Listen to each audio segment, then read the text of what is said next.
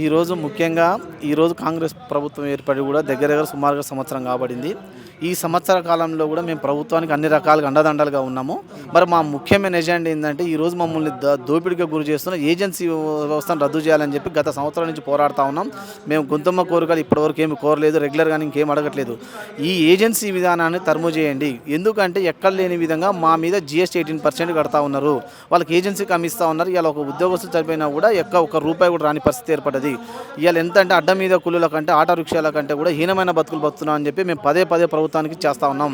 కానీ ప్రభుత్వం ఇప్పటి వరకు కూడా దసరా చేస్తాం, సంక్రాంతి చేస్తాం అనే మాయమాటలు తప్ప ఈ రోజు వరకు కూడా ముఖ్యమంత్రి గారు కూడా ఒక స్టేట్మెంట్ కూడా ఇవ్వకపోవడం కూడా ఇవాళ 2 లక్షల మంది ఉద్యోగులకు ఇబ్బందికరంగా మారింది.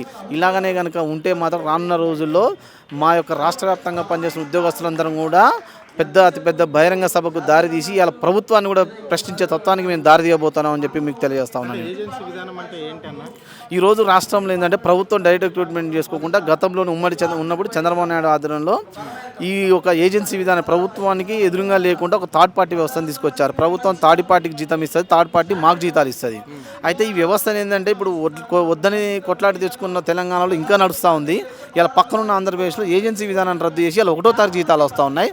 ఇవాళ ఇక్కడ అదే ఏజెన్సీ విధానం నడుపుతూ ఏజెన్సీలకు కొమ్ము కాసి ఇలా 5 నెలలు 6 నెలలు కూడా జీతాలు రావడం లేదు. సో ఇప్పుడు కాంగ్రెస్ పార్టీ అధికారంలోకి రాకముందు PCC అధ్యక్షుడిగా రేవంత్ రెడ్డి ఉన్నప్పుడు ఏజెన్సీ విధానం రద్దు చేస్తానన్నాడు కదా.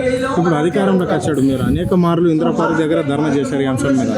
మరి ఇప్పటికీ రాష్ట్ర ప్రభుత్వం అధికారంలోకి వచ్చి 11 నెలలు గడిచిపోతుంది, ఇంచుమించు సంవత్సరం. మరి ఇప్పటి వరకు మీ సమస్య పరిష్కారం కాకపోవడానికి ప్రధాన కారణాలు ఏంటి? నేను అదే అనుకుంటున్న కారణం ఏంటంటే అసలు ఈ ప్రభుత్వం మా మీద గింత కూడా చిత్తశుద్ధి లేదనిపిస్తూ ఉంది. మరి మా చిత్తశుద్ధి కూడా ఏంటో కూడా మేము ప్రభుత్వానికి తెలియజేయడానికి శాసనమైంది.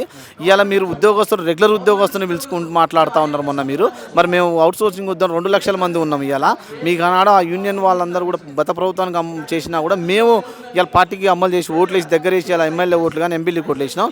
మరి మాకు ఓట్లు వేసినందుకు మేము బుద్ధి చెప్పుకోవాల్సిన అవసరం ఏర్పడుతుంది అనుకుంది. కానీ ఇవాళ మీరు ఏదైతే మౌనంగా ఉన్నారో ఇలా మా మౌనాన్ని కూడా మీరు ఇలా ఊహించలేరని చెప్పి మీకు తెలియజేస్తా ఉన్నా ప్రభుత్వానికి. కనీస వేతనం అంటే పనికి తగిన శ్రమకు తగిన వేతనం అన్న ఈ ప్రభుత్వం మీకు ఇవ్వడం జరుగుతుందా? మీ వేతనాలు ఎంత ఉంటాయి, ఎంత ఇవ్వాల్సి ఉంది? అసలు వాస్తవానికి చెప్పాలంటే ఇవాళ సమాన పనికి సమాన వేతనం రావాలన్నా కూడా మొదటి కేటగిరీ ఎంప్లాయీ కూడా సుమారు 25,000 నుంచి 30,000 రావాలి. కానీ ఇవాళ వస్తున్న కేటగిరీ జీతం 13,000 రూపాయలు, అంటే సుమారుగా 10 నుంచి 12,000 రూపాయలు నష్టపోతా ఉన్నాం. ఇది పదే మార్లు కోదండరామ్ సార్ దృష్టిలో కావచ్చు, ఎమ్మెల్యే కున్ననేని గారు కావచ్చు, మల్లన్న కావచ్చు, మీ అందరి సమక్షంలో కూడా మీకు చెప్తా ఉన్నాం. ఇది బాగా దారి దోపిడీ వ్యవస్థ జరుగుతూ ఉంది. ఈ వ్యవస్థను రద్దు చేస్తే మాకు జీతాలు పెరుగుతాయి. ఇంకొకటి ఏంటంటే ఈ 1వ తారీఖు జీతాలు రావడం లేదు. చాలా జీతాల్లో కూడా పెండింగ్ నుంచి మన చలో ఇందిరా మన పార్క్ ధర్నా కూడా పెట్టుకున్నాం. మేము శాంతితో ధర్నా పెట్టినాము, ప్రజా దర్బార్ కూడా ప్రోగ్రాం పెట్టినాము. ఈ వ్యవస్థను రద్దు చేస్తే ఏంటంటే ముందుగా జీతాలు వస్తాయి, కొంత శాలరీస్ కూడా పెరుగుతాయని చెప్పి మేము పదే చెప్తా ఉన్నా కూడా ఇంతవరకు దీని మీద అయితే ప్రభుత్వం నుంచి మాకు ఎటువంటి స్పందన రాలేదు. ఆ ఉద్దేశంతోనే మీ అందరం కూడా ఒక ఐక్య కార్యాచరణ రూపొందిస్తూ ఉన్నాము. సుమారుగా రాష్ట్రంలో ఉన్న 40-50 డిపార్ట్మెంట్ల యూనియన్ నాయకులందరం ప్రెసిడెంట్లందరం కూర్చొని ఒక కార్యాచరణ రూపొందించినాము. ఈ కార్యాచరణ అనేది అతి భయంకరంగా ఉండబోతుంది తెలియజేస్తా ఉన్నాను. ఈ 1 ఇయర్లో దాదాపుగా ఎన్ని నెలల జీతాలు పెండింగ్లో ఉన్నాయి? టోటల్గా రాష్ట్ర వ్యాప్తంగా మీ అవుట్సోర్సింగ్ సంబంధించిన ఉద్యోగస్తులు ఎంతమంది? రాష్ట్ర వ్యాప్తంగా సుమారుగా అన్ని డ్యాబులు GHMC కావచ్చు, జలమండలి, ఆరోగ్య డిపార్ట్మెంట్ తీసుకున్నా 2 లక్షల పైచలకు ఉద్యోగస్తులు ఉన్నాం. ఏ డిపార్ట్మెంట్ తీసుకున్నా కూడా 3 నెలల నుంచి 4 నెలల జీతాలు పెండింగ్గా ఉన్నాయి. ఇవాళ ఆ రెగ్యులర్ ఉద్యోగస్తులు 1 నెల జీతం పెండింగ్ లేదు. ఇవాళ 2-3 DAలకు ఇస్తే వాళ్ళు అతిపెద్దంగా చూపించారు. మరి మేమేం అన్యాయం చేశారు? కనీసం చేతిన పనికి జీతం అడుగుతా ఉన్నాం మేము ప్రజెంట్. అది కూడా ఇప్పటికి ఇంకా 3 నెలల పైన పెండింగ్ ఉన్నాయి చాలా డిపార్ట్మెంట్లలో. వాటిని కూడా రిలీజ్ చేస్తే ఈ జీతాలు పెండింగ్ కాదు మా సమస్య. ఈ ఏజెన్సీ విధానం తీసేస్తే మాకు రెగ్యులర్గా జీతాలు వస్తాయనేది మేము కొట్లాడుతూ ఉన్నాం. దీని మీద మీరు డబ్బులు లేవంటా ఉన్నారు, కానీ రిలీజ్ చేస్తూ ఉన్నారు కోట్లు. అయినా మేమేమో ప్రభుత్వం ప్రజల పట్ల మేము తప్పలేదు. కానీ మేము కూడా దాంట్లో భాగమే కదా. మరి మమ్మల్ని ఎందుకు వెనక అడిగేస్తామని చెప్పి ప్రశ్నిస్తాం. అంటే ప్రధాన డిమాండ్స్ ఏందన్నా? మొట్టమొదటి డిమాండ్ ఏజెన్సీ విధానాన్ని రద్దు చేసి ప్రభుత్వం యొక్క కార్పొరేషన్ అప్పటి 1వ తారీఖు జీతం ఇవ్వాలి. సమాన పనికి సమాన వేతనం, ఈ వెట్టి చాకరీ నుండి ముందుగా విముక్తి చేయాలి. ఇలా మా మీద శ్రమ దోపిడీ జరుగుతుంది. అటు ఏజెన్సీలు ఇటు ప్రభుత్వం దగ్గరుండి అధికారులతో సహా శ్రమ దోపిడీ చేస్తూ ఉన్నారు. ఈ శ్రమ దోపిడీ కూడా పోవాలంటే ఈ వ్యవస్థను రద్దు చేస్తే దోపిడీ పోతుంది. రెగ్యులర్గా జీతాలు ఇవ్వాలంటున్నాం. అదేవిధంగా సమాన పని సమాన వేతనం చేస్తే 20-30 జీతాలు వస్తాయి. ఇవన్నీ కూడా కావాలని చెప్పి మేము డిమాండ్ చేస్తూ ఉన్నాం ప్రభుత్వాన్ని. అంటే ఇప్పుడు మీ సాలరీస్ ఎంత ఉంటాయన్న? అన్న మొదటి కేటగిరీకి 13,000, 2వ కేటగిరీకి 15,000, 3వ కేటగిరీకి 18,000, ఇంకా కొన్ని ఇట్లా 9-10,000 కూడా పనిచేస్తూ ఉన్నాం. శానిటేషన్ విభాగంలో హెల్త్ డిపార్ట్మెంట్లో చేసాం 9-10,000 చేస్తూ ఉన్నాం. అసలు ఈ 9-10,000 జీతాలు ఏందని అడుగుతా ఉన్నాం మేము. ఇవాళ రాష్ట్ర సంపద కోట్ల అని చెప్తా ఉన్నారు. భారతదేశంలో అత్యధిక సంపాదన రాష్ట్రం 3వ రాష్ట్రం 4వ రాష్ట్రం ఉంది. కానీ ఇక్కడ పనిచేసే మా లాంటి జీవితాలు దుర్బంధ స్థితిలో ఉన్నాయి. పెంచండి, ఇవి జీతాలు పెంచండి. లేదా మేమేమంటున్నాం, ఒకటే జీవో ఇవ్వండి, రాష్ట్ర వ్యాప్తంగా అందరినీ తొలగించండి, హ్యాపీగా ఎవరు ఇష్టం వాళ్ళు బతుకుతాం. కానీ మీరు ఇవాళ ప్రైవేట్ కంపెనీలలో ఇంకెక్కడో మీరు వెట్టి చాకరీ చేపిస్తే జీవోలు ఇస్తూ ఉంది లేబర్ డిపార్ట్మెంట్, వెట్టి చాకరీ చేయించొద్దు వరకు. మరి స్వయం ప్రభుత్వమే చేపిస్తుంది కదా, మేము అడుగుతా ఉన్నాం. ఇలా సుప్రీంకోర్టు 2017 ఇచ్చినా కూడా ఇంత కూడా అమలు కాలేదు ఇది. మరి ఇంకెన్నాళ్ళు పోరాడాలంటున్నాం మేము అడుగుతలేదు. జీవో ఇచ్చేసి తీసేయండి అందరు రోడ్డు మీద. కనీసం సుప్రీంకోర్టు మేము మా గవర్నమెంట్ ఉద్యోగస్తులంతా కూడా అడగట్లేదు. మేము సుప్రీంకోర్టు ప్రకారం జీతం ఇచ్చినా 25,000 రూపాయలు మొదటి క్యారెట్ జీతం వస్తుంది. ఈరోజు మొట్టమొదటి క్యారెట్ 24,000 వస్తుంది.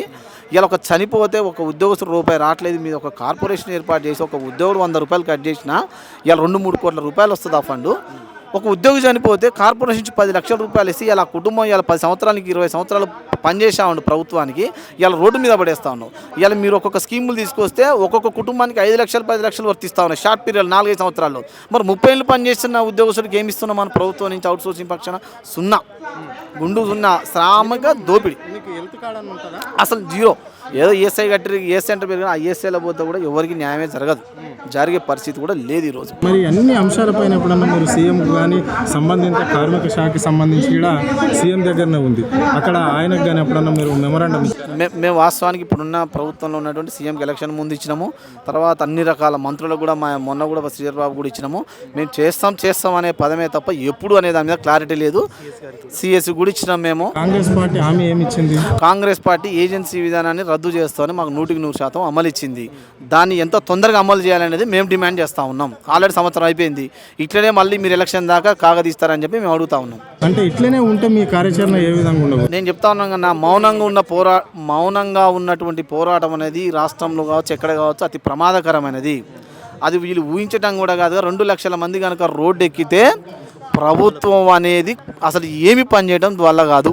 ఇవాళ రాష్ట్ర స్థాయి అధికారులు కానీ మంత్రులు కానీ ఎవరు బయటికి వెళ్ళాలన్నా ఇవాళ డ్రైవర్లు కానీ ఇంట్లో పనిచేసే అటెండర్ కూడా అవుట్ సోర్సింగ్ ఉద్యోగస్తులే. మీ అందరం 2 లక్షల మంది బయటకు వస్తే అధికారులు కాదు కదా, మంత్రులు కూడా బయటికి వెళ్ళలేరు. ఆ కార్యాచరణ మేము రూపొందిస్తూ ఉన్నాం.